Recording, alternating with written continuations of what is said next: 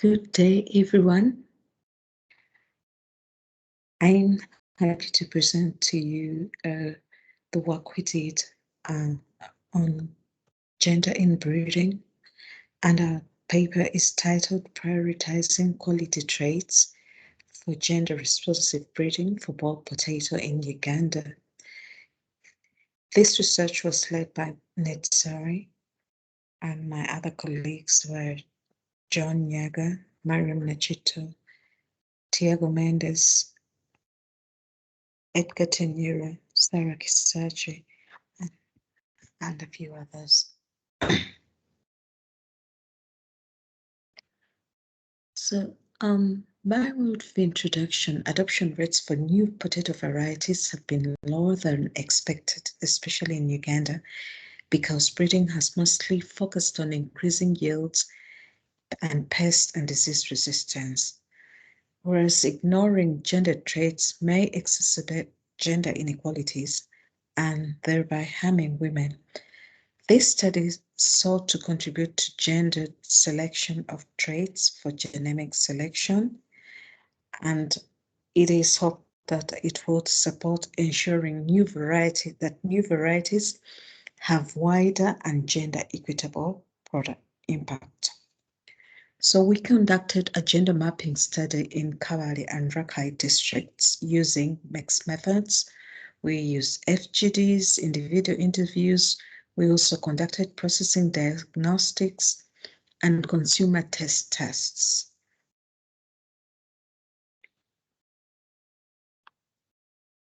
With regards to our findings, we found that the most common varieties in Kabale were Narroport 4, which is also called Rangume, Chiniji, and Victoria. Whereas in Rakai, the varieties that were most popular were Deo, which is also Narroport 4, but because this is another district, it goes by this name. Another variety that was common was Kasumali and Kabale. We did, we tried to assess how different wealth categories within the communities, which varieties they preferred. And we identified that in Kabale, the variety called Mbumba was grown only by women, and these were women in the lower wealth category, and it was because it wasn't as prolific a producer as others, and they could grow it without using pest disease and fertilizer products, improvement products. Only men mentioned new varieties like Nakpot and Rutuku, but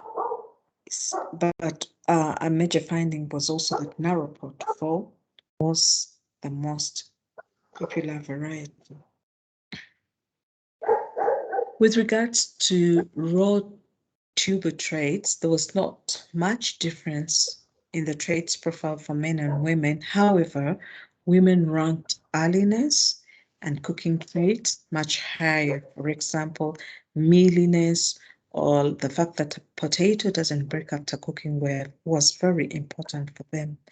On the other hand, men ranked marketing and agronomic performance traits much more highly.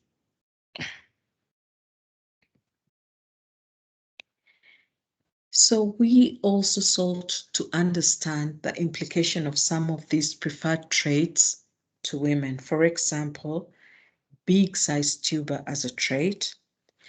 The women told us that they identified a big size tuber by the fact that it can fit in a fistule. It's the size of an egg, and 3 to 5 tubers can satisfy a person. The implication on women was that big size tubers sell quickly in the market. They're peeled much more quickly, and this saves labor during preparation.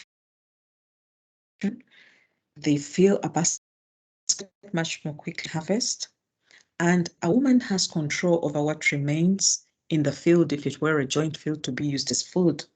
One comment was that some men will not agree with you on how to use the income if your harvest is big size tubers, yet you will have put in a lot of energy and you feel demoralized.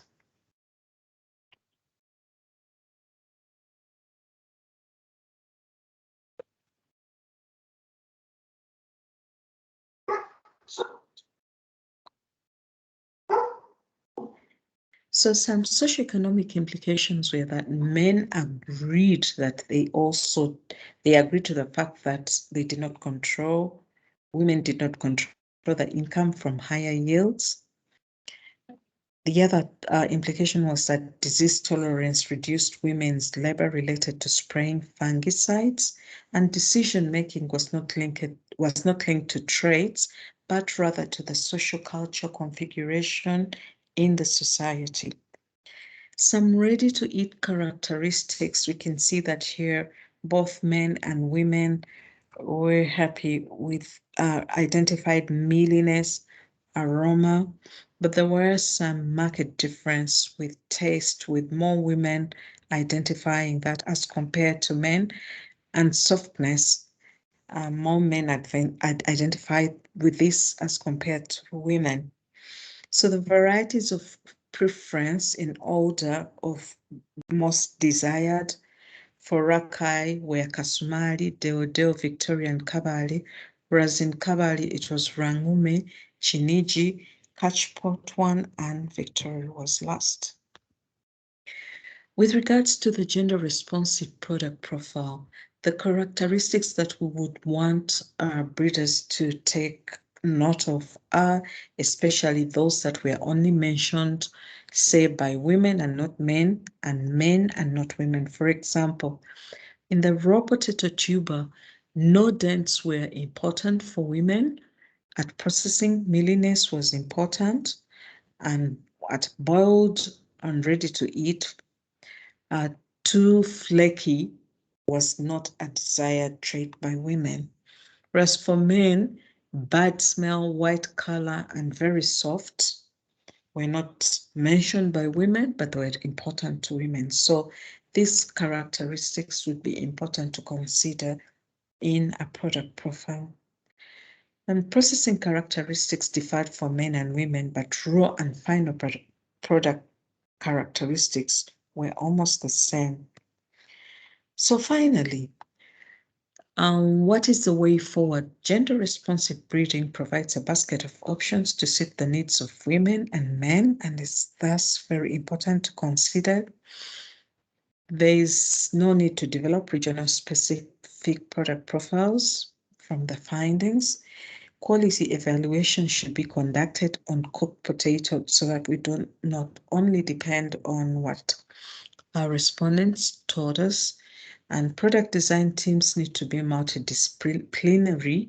Thus, breeders should underscore market and post-harvest traits that influence freshness, shelf life, and income potential for traders and consumers. Thank you.